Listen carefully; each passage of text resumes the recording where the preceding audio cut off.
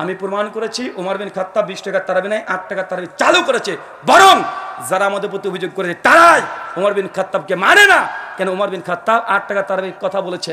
আমি আরো 15টা মাসালা বলবো, যে মাসালাই হানাফি ভাইরা ওমর বিন খাত্তাবকে মানে নি।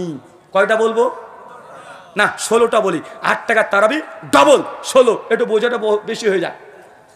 নিয়ে যাবেন তো ইনশাল্লাহ? বারবার বলে না যে এরা ওমর বিন খাত্তাবকে মানে না, ওমর বিন খাত্তাবকে মানে না, বারবার অভিযোগ। মাত্র 16টা বলি।